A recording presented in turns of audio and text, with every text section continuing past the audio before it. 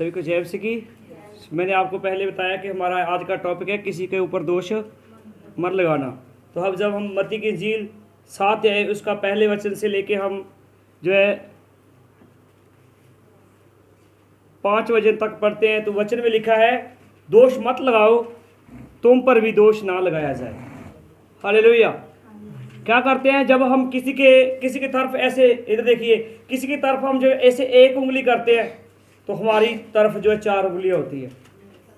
Hallelujah. क्यों होती है? क्योंकि हमने किसी के ऊपर उंगली उठाई है। हालेलुया। क्योंकि जिस प्रकार तुम दोष लगाते हो उसी प्रकार तुम पर भी दोष लगाया जाएगा। जिस नाप से तुम नापते हो उसी नाप से तुम्हारे लिए भी नापा जाएगा। मतलब क्या है कि हम कभी कभार क्या करते हैं, हम अपने आप को सही साबित करने के लिए, अपने आप को सिद्ध करने के लिए हम दूसरों पर बातें चीतें करते हैं, दूसरों पर चिड़चिड़ाते हैं, दूसरों पर बुड़बुड़ाते हैं कि नहीं तूने ये क्या कर दिया, तुमने ऐसा नहीं करना था, तुमने ऐसा नहीं करना था, तुमने वैसा नहीं करना था। आज बहुत से परिवार हैं जिनके बीच में सबसे बड़ी एक समस्या है। मालूम है क्या समस्या है? कि अगर परिवार में 4 सदस्य हैं तो चारों बैठकर प्रार्थना नहीं करते हैं। बहुत बड़ी समस्या है। और जिस दिन पासवान उनके घर में जाता है सबसे पहले वो उसका नाम लेते हैं, ये प्रार्थना नहीं करता, ये प्रार्थना नहीं करती, ये हमारे साथ नहीं बैठती, ये जब हम प्रार्थना करते हैं ये कभी हमारे साथ नहीं बैठा। हालेलुया। तो मैं बताना चाहता हूँ, आप इन बातों को छोड़ दीजिए। आप उसके लिए प्रार्थना कीजिए, आप उसके लिए प्रार्थना कीजिए कि परमेश्वर उसे समय दे। क्योंकि मैं बताना चाहता हूं, अगर परमेश्वर हमें समय ना दे, ठीक है, कभी कभार क्या है, हमारी पूरी तरह तैयारी होती है कि हम रविवार को जो है परमेश्वर के भवन में जाएंगे और जाकर प्रार्थना करेंगे, वचन पढ़ेंगे, आराधना करेंगे, वर्शिप करेंगे। ऐसी समस्या लेके आता है शैतान। आप जाने से रह भी नहीं सकते, जा भी नहीं सकते। आप क्या है, आप घर में कल्पना करके घर में रह जाते हो। होता है ऐसा कि नहीं होता है? चिंता हो जाती है कि अब मैं उधर गई तो ये भी गलत है, उधर गई तो तब भी गलत है। इसलिए वचन क्या कहता है कि तुम क्या करो, क्योंकि जिस प्रकार तुम दोष लगाते हो उसी प्रकार तुम पर भी लगाया जाएगा, और जिस नाप से तुम नापते हो उसी नाप से तुम्हारे लिए भी नापा जाएगा। मतलब क्या है कि अगर मैं आज सुबह एक स्टोरी देख रहा था और उस स्टोरी में जब मैंने पढ़ा तो मतलब सुना उसको, तो इतना मेरे को अजीब लगा, क्योंकि मैं घर से जब चला था उस स्टोरी को लगाकर फ़ोन मेरे आगे डाल के मैं जो है लंबी तक आया। उस स्टोरी में था कि एक बहुत ही बिजनेसमैन व्यक्ति था, और बिजनेसमैन व्यक्ति ने क्या किया, जब वो बूढ़ा हो गया तो उसकी जो है बहू है, उसका बेटा है, उसकी कोई भी पूछताछ नहीं करते हैं। वो बहुत अमीर व्यक्ति था, उसकी पत्नी मर गई, परंतु उसका जो बेटा है वो उसकी कोई सार नहीं लेता है, उसकी जो बेटे की बहू है वो कोई सार नहीं लेती है, परंतु अब वो बहुत दुखी है। एक दिन उसने जब देखा कि उसका बेटा और उसकी बहू है जो चाय पी रहे हैं और उसके साथ में पकौड़े खा रहे हैं, परंतु जो उसका ससुर था वो ऐसे देख रहा था कि शायद मेरे लिए अभी भी चाय लेके आएगी, अभी भी चाय लेके आएगी। जब वो चाय नहीं लेके आई तो वो बहुत दुखी हुआ, और उसकी जो वाइफ थी वो मर गई थी, और उसने अपनी वाइफ की जो फोटो को उतारा और अपने सीने के साथ लगा के वो रोने लगा कि अगर आज तू यहाँ होती मेरी ये दशा ना होती। आज मैं अपने घर में होकर भी मैं पराया हूँ, आज मेरी कोई पूछताछ नहीं है। तो क्या हुआ, उसने एक कॉल की वृद्ध आश्रम में, और वो वृद्ध आश्रम में कॉल करके अब उसने सोचा होगा कि मेरा बेटा या मेरी बहू है जो मुझको रोकेगी। उसने अपना सारा सामान पैक कर लिया और वो वृद्ध आश्रम चला गया। 2-3 दिन तो वो दुखी रहा। लोग उसको देख के बड़े हैरान कि ये तो बहुत अमीर व्यक्ति था, इसको इसकी चीज़ की आवश्यकता कि ये वृद्ध आश्रम में आया। परंतु उसने कहा कोई बात नहीं, जो मेरे साथ हुआ होने दो। तो क्या हुआ, समय का पहिया चलता रहा। एक दिन आया जिस बहू ने जो है अपने ससुर को वृद्ध आश्रम में भेजा था, आगे उसकी भाभी और उसका भैया था, वो उसकी माँ को वृद्ध आश्रम में छोड़ गए। उसने, और जब वो वृद्ध आश्रम में गई तो उसने अपना पूरा का पूरा चेहरा ढका हुआ था, और ढके होने के कारण वो उसे पहचान नहीं पाया। परंतु जब रात को खाना खाना था तो वो औरत नहीं आई, और उस वक्त जो उस व्यक्ति का नाम बताया गया दीनानाथ, वो गए उनके पास और उन्होंने कहा कि आप खाना क्यों नहीं खा रहे हो। उसने बड़े रो के बड़े तरले करके कहा कि जो है मेरे को मेरे घर के जितने सदस्य हैं उनकी बहुत याद आ रही है। उसने कहा कोई बात नहीं, तुम जो इस बात को छोड़ दो, आप इसके आगे बढ़ो, ठीक है। आज आपको लगता है 10 दिन बाद आपको यही स्थान अच्छा लगेगा, तो क्या है, समय का पहिया घूमता रहा। और एक दिन जो है उसके दीनानाथ जी के पोते का बर्थडे आ गया, और बर्थडे के दिन अब मालूम है कि अमीर व्यक्ति था वो, और जब बर्थडे के दिन कितने लोग इकट्ठा होंगे तो वो पूछेंगे ना कि आपका पिता कहाँ है, पूछेंगे कि नहीं पूछेंगे। तो अब वो इस शर्म से मरता हुआ अपने पिता को लेने के लिए वृद्धाश्रम में चला गया, और उसके पिता ने बिल्कुल साफ कोरा मना कर दिया कि मैं तुम्हारे साथ नहीं चल सकता। परंतु क्या हुआ, जब उसका पोता है वो आके दादाजी से लिपट के कहता है, क्या दादाजी आप मेरे बर्थडे पर नहीं जाओगे। तो एक पंजाबी में कहा होता है कि मूड नालो ब्याज प्यारा होता है। तो वो अपने पोते के कहने के ऊपर उसने कहा कि मेरी एक शर्त है, मैं तुम्हारे साथ तभी जाऊंगा जब तुम मुझे वापस यहाँ छोड़ के जाओगे कल, नहीं तो मैं नहीं जाऊंगा। उसने कहा नहीं कोई बात नहीं, हम छोड़ के जाएंगे। चला गया, ठीक है।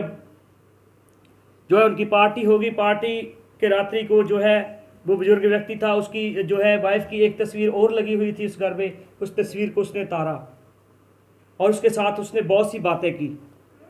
बातें करने के बाद अब सुबह क्या हुआ, सुबह उसने कहा कि अब मेरे को छोड़ के आओ, तो वो छोड़ने के लिए चले गए। छोड़ने के लिए चले गए तो अब मालूम है क्या हुआ, जब वो उसे छोड़ने के लिए जाते हैं तो वो वहाँ से गेट से जब चलने लगते हैं तो वो बोलता है कि आओ मैं तुम्हारे को कुछ दिखाता हूँ, आओ मैं तुम्हें कुछ दिखाता हूँ। तो वो उस बेटे को, अपने को और बहू को लेके जाता है, और आगे देखते हैं कि उसकी माँ जो है वो भी वृद्धाश्रम में। तो वो बड़ा मतलब भी, वो बेटा भी बड़ा घबरा जाता है कि मेरी सास जो वृद्धाश्रम में, और वो बोलती है मेरी माँ वृद्धाश्रम में। मैंने भैया को फ़ोन किया था तो बहुत कह रहा था कि वो किसी जो है धर्म स्थान के ऊपर घूमने के लिए गई हुई है, तीर्थ यात्रा गई हुई है, और ये तो यहाँ है। और वो अपनी भाभी को बहुत ही बुरा चंगा भला कहती है, और उसका जो है ससुर कहता है नहीं, जिस मैप से तुमने मेरे लिए मापा है ना, उसी मैप से तुम्हें दिया गया है। तो क्या हुआ, अब वो क्या है, बहुत ही उसकी जो है जिसे हम बोलते हैं तरले मिन्नत अरदास बहुत गिड़गिड़ाते हैं, परंतु वो कहते हैं हम तुम्हारे साथ नहीं जाएंगे, हम तुम्हारे साथ नहीं जाएंगे। तो ये स्टोरी मैं आपको क्यों सुना रहा था कि अगर हम अपने माता पिता का आदर कर रहे हैं बहुत अच्छा है। जैसे एक माँ ने वृद्धाश्रम से कॉल किया अपने बेटे को कि बेटा तू अच्छा भला है, उसने कहा हाँ माँ मैं अच्छा हूँ, और उसने अपनी माँ का मन रखने के लिए कह दिया माँ तुझे यहाँ गर्मी तो नहीं लगती है, यहाँ पंखा तो है, कूलर तो है। उसने कहा बेटा मेरी परवाह नहीं है, पर तू यहाँ एक तो पंखा लगवा दे, एक कूलर लगवा दे, एक एसी लगवा दे, एक टेलीविजन भी लगवा दे। उसने कहा माँ क्यों। उसने अपने बेटे को कहा बेटा मैं तो ये गर्मी सहार लूँगी, परंतु तेरे से नहीं सहारी जाएगी, तेरे को यहाँ एक दिन आना है। हालेलुया। तो ये क्या है, हम किसी पर अगर किसी के लिए भी कुछ करते हैं ना, ठीक है। आज मैं परसों बहुत उदास था, परसों बहन जी ने फ़ोन किया, मैं बहुत उदास था, मेरे को इतना दर्द था मैं बता नहीं सकता हूँ, मैं इतना मुश्किल में था। फिर भी मैंने परमेश्वर से कहा परमेश्वर मैंने ऐसा किसी के साथ क्या किया कि मेरे को हर कोई इंसान धोखे के साथ धोखा दे के जाता है। मैं बता नहीं सकता मेरे को कितने लोगों ने धोखा दिया है, मैं जानता हूँ, जब मेरा खुदा जानता है। तो क्या है, एक दिन आएगा आपके साथ वैसा होगा, जब आप क्या करोगे, आपको वह दिन याद आएगा कि मैंने भी किसी के साथ किया था। इसलिए वचन में आगे 3 वचन में लिखा है क्योंकि तू अपने भाई की आंख में तिनके को देखता है। क्या है, मेरे भाई की अगर हो सकता है इतनी की गलती हो, उस गलती को हम क्या है पहाड़ बना लेते हैं, क्या कर लेते हैं, पहाड़ बना लेते हैं। परंतु आगे वचन में लिखा है और अपनी आंख का लट्ठा तुझे नहीं सूझता, मतलब तेरे को दिखाई नहीं देता है। हालेलुया। जब तेरी आंख तुझे आंख में लट्ठा है तो तू अपने भाई को कैसे कह सकता है ला मैं तेरी आंख से तिनका निकाल दूं। हो सकता है। कहने का भाव ये है कि मेरे में पाप ज़्यादा है, मेरे भाई में कम है। हम अपने आप को क्या क्या साबित करना चाहते हैं मालूम है? सिद्ध करना चाहते हैं, धर्मी करना चाहते हैं कि मैं धर्मी हूँ, मैं धर्मी हूँ, परंतु ऐसा नहीं है। वचन में जब हम उत्पत्ति की किताब पढ़ते हैं 3 अध्याय, उसका जब हम 12 वचन पढ़ते हैं, आदम ने मालूम है क्या कहा था? परमेश्वर ने जब आवाज़ लगाई तो वो अपने आप को जो है उन्होंने पत्त से ढक लिया था, पत्तों से लंगोट बना के उसने ढका, जो अंजीर के पेड़ के। और वचन में लिखा है 12 में लिखा है, उत्पत्ति की किताब 3 अध्याय उसका 12 वचन, आदम ने कहा जिस स्त्री को तूने मेरे संग रहने को दिया उसी ने उस वृक्ष का फल मुझे दिया और मैंने खाया। अरे भाई, स्त्री ने चलो तोड़ लिया, स्त्री ने खा भी लिया, अब तू खा रहा है, तेरे भी तो मालूम होना चाहिए क्या खा रहा है।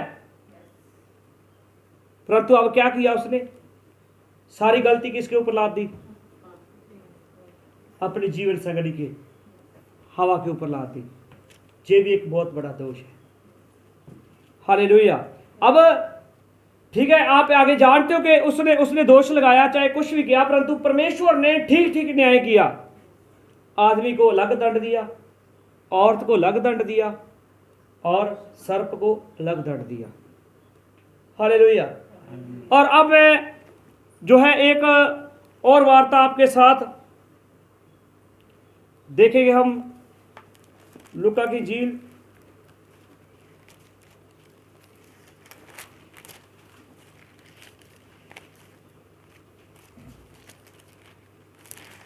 उसका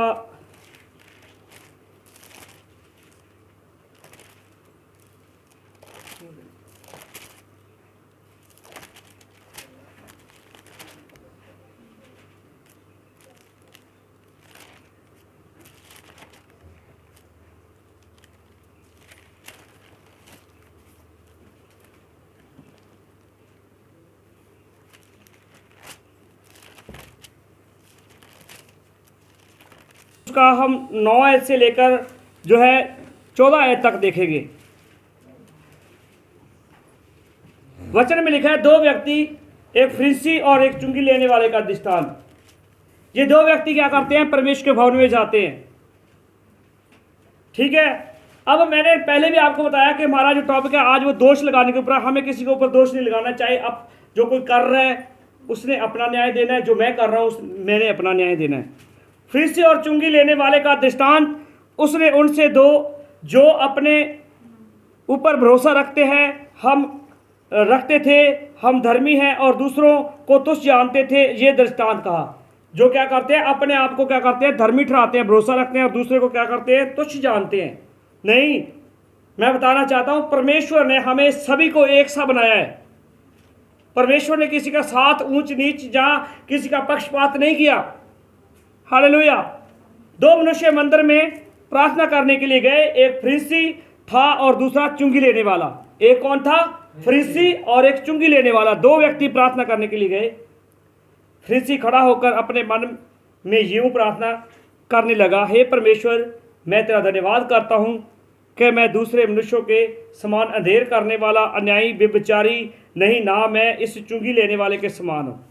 अब क्या कर दिया इसने? कितनी बातें बोल दी, कितने दोष लगा दिए। सबसे पहले तो उसने कहा, मन में प्रार्थना करके कहा, मैं तेरा धन्यवाद करता हूं। पहला उसने कहा कि मैं दूसरे मनुष्यों पर क्या नहीं करने वाला? अंधेर करने वाला। दूसरी बात उसने कही अन्यायी। तीसरी बात कही व्यभिचारी, और चौथी चुंगी लेने वाला। चुंगी लेने वाले के समान मैं नहीं हूं। अब क्या करता है आगे? वो अपने धर्म के काम गिनाता है। क्या करता है? मैं सप्ताह में क्या करता हूं? 2 बार उपवास करता हूं। मैं अपनी सब कमाई का 10वां अंश भी देता हूं। और इसने 2 बातें परमेश्वर के सामने और बोल दी। क्या है? वचन के बीच में यशायाह की किताब में लिखा है, परमेश्वर के सामने हमारे धर्म के काम मैले चीथड़ों के समान है। हालेलुया। क्या है? हमारे धर्म के काम कैसे हैं? मैले चीथड़ों के समान है। अब इस व्यक्ति ने सबसे पहले तो कहा कि मैं क्या है, मैं इस व्यक्ति के जैसा नहीं हूं, मैं उसके ऊपर व्यभिचार दोष जो है अन्यायी अधेर करने वाला या चुंगी लेने वाले के समान मैं नहीं हूं। और अब उसने कहा मैं सप्ताह में 2 बार फास्टिंग करता हूं और मैं क्या करता हूं, अपनी कमाई का, पूरी कमाई का क्या देता हूं, दशमांश देता हूं। अब आगे, अब इसने प्रार्थना कर दी है, अब मेरे जैसा मनुष्य चुंगी लेने वाला, परंतु चुंगी लेने वाले ने खड़े होकर स्वर्ग की ओर आंखें उठाना भी ना चाहा। कितना दीन कर दिया अपने आप को, उसने ऐसे स्वर्ग की ओर ऐसे आंखें भी नहीं उठाई, वरन अपनी छाती पीट पीट कर कहा, हे परमेश्वर मुझ पापी पर क्या कर, दया कर। मैं तुमसे कहता हूं कि वह दूसरा नहीं परंतु यही मनुष्य धर्मी ठहराया जाकर के अपने घर गया, क्योंकि जो कोई अपने आप को बड़ा बनाएगा वह छोटा किया जाएगा, और जो अपने आप को छोटा करेगा वह बड़ा किया जाएगा। ठीक है, मेरी वो पहले भी बातें हो रही थी, आज मंजीत सर से बातें हो रही थी। मैं बताना चाहता हूं, आप परमेश्वर के बीच में चाहे हफ्ते में 1 बार व्रत करते हो, चाहे महीने में 1 बार व्रत करते हो, चाहे आप रोज 1 घंटा प्रार्थना करते हो, चाहे 2 घंटा प्रार्थना करते हो, चाहे आप 5 मिनट प्रार्थना करते हो, ठीक है जी, आप जानते हैं, आपका परमेश्वर जानता है। ठीक है, अगर हम इस बात की काउंटिंग करेंगे, गिनती करेंगे, तो हमारे लिए कोई प्रतिफल नहीं है। वचन के बीच में बहुत सी बातें हैं जो यीशु मसीह ने जो है फरीसियों के ऊपर हाय बोली।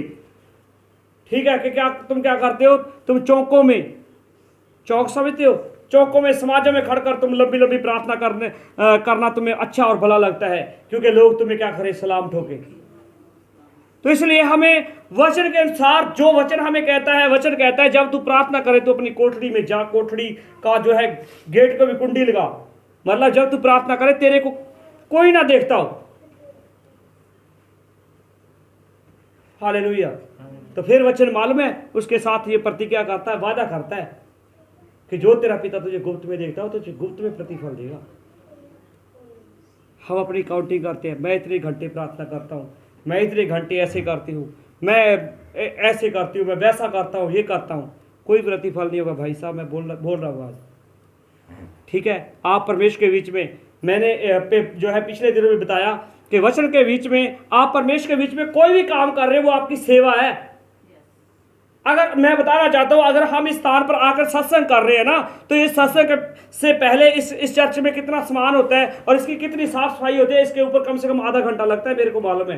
तो वो भी आपकी सेवा है। आप ये नहीं कह सकते कि हम तो सेवा में इन्वॉल्व नहीं है। हालेलुया।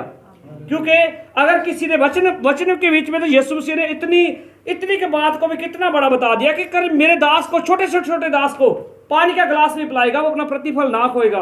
तो भाई आप अगर 2 घंटे यहाँ बैठ के परमेश्वर के बीच में व्यतीत करके गए हो, तो क्या उसका प्रतिफल परमेश्वर ना देगा? वो आपको जरूर देगा। तो आज के बाद आप दूसरे पर उंगली उठाना छोड़ दो, ठीक है। अगर मैं किसी की तरफ 1 उंगली करूंगा, मेरी तरफ 4 होगी। जैसे एक स्टोरी सुना करते थे, छोटी है, बड़ी नहीं है, कि एक लेडीज थी जिसकी जो नाक कटी हुई थी। अब वो जा रही है और मार्ग में बहुत सी लेडीज आ रही है। अब उनको मालूम था कि मेरी तो नाक कटी हुई है और ये मेरे को देख के कहेगी कि ये नाक कटी, ये नाक कटी, ये नाक कटी। तो वो पहले उनको लग गई बोलने कि ये नाक कटी है, जितनी भी आ रही है वो है। तो इसलिए मैं बताना चाहता हूं, आप कैसे हैं कैसे नहीं है। मैंने जो है भाई राजकुमार जी घर में कवाली भी गाई थी, रिश्ता खुदा से कैसा है मेरा, क्यों मैं बताऊं सबको, मैं जानू मेरा खुदा जाने। बस आपका परमेश्वर के साथ सबसे बड़ी बात है, आपका रिलेशन अगर परमेश्वर के साथ सही है ना, आपकी 1 मिनट की प्रार्थना भी सुनी जाएगी। और अगर आपका रिलेशन परमेश्वर के साथ सही नहीं है, आप चाहे 12 घंटे, 15 घंटे, 20 घंटे प्रार्थना करो, कोई फल नहीं है, कोई भी फल नहीं है। वचन के बीच में लिखा है, पर जब के प्रभु यीशु मसीह ने उजाड़ू पुत्र की स्टोरी सुनाई ना, तो देखो कि पिता के दिल में कितना प्यार था। चाहे उसने सब कुछ लूट पाट के सब कुछ गुआ के चला गया, फिर भी उसने अपने जब बेटे को देखा ना, तो दूरी से जो है बाइबल के बीच में लिखा है, वो भाग के गया, उसे गले लगाया, उसके कपड़े जो है बदलाए और उसके जो है अच्छी जूतियां पहनाई और उसके जो हाथ के बीच में सोने की अंगूठी पहनाई। और आज का पिता हो ऐसा करके आओ, ना ना तू नहीं करे वड़ना, लत्ता वड़ दूं। होता है ऐसा? होता है कि नहीं होता है? नहीं, ऐसा नहीं करना है। अगर आप वचन को जानते हो, ठीक है, वचन के बीच में लिखा है कि परमेश्वर का वचन क्या कहता है कि अगर धर्मी जन मर मर के जीता है तो पापी की क्या दशा होगी। हालेलुया। ठीक है, आप इतना बड़ा दिल लेके बैठिए, चाहे आपके कोई थप्पड़ भी मार जाए, कोई बात नहीं, परमेश्वर मैं माफ करता हूँ। आपको कोई गाली भी निकाल दे, कोई बात नहीं। ठीक है, मैंने कभी बताया नहीं पर मैं आज बताना चाहता हूँ। हम संतपुरा में गए थे, काफ़ी समय की बात है। ठीक है, पास्टर जी की गाड़ी ख़राब हो गई और हम बाइक पर गए थे। इतनी सर्दी थी कि हम जब आए, रात को गए और रात को ही आए, और हम प्रार्थना कर रहे थे। भाई कृष्ण ने सबसे पहले तो मेरे चेहरे के ऊपर थूका, मेरे से एक भी शब्द नहीं निकला। उसके बाद उसने मेरे थप्पड़ भी मारा, मैंने उसे कुछ नहीं कहा, क्योंकि मैं बताना चाहता हूं अगर ऐसी बातें आपके जीवन में घटती है, वो आपके सब्र को परखती है कि आपके बीच में सब्र है कि नहीं है। ठीक है, अपने सब्र को पकड़ के रखिए। एक दिन आएगा जो आपके साथ बुरा करते हैं, ठीक है, उनके साथ बुरा होगा, आपके साथ नहीं होगा। झूठे लोग होते हैं ना, कोई भी, मैं चाहे झूठा हूं ना, तो झूठ कितने के दिन फलता है, थोड़े से दिन फलता है और उसके बाद मुरझा जाता है। इसलिए सभी को मैं हाथ जोड़ के निवेदन करता हूं कि अपने आप को धर्मी दिखाने की आवश्यकता नहीं है, अपने आप को परमेश्वर के सामने धर्मी बनने की आवश्यकता है। हालेलुया। सो परमेश्वर आपके वचनों के द्वारा आशीष दे। सभी को जय मसीह की। God bless you.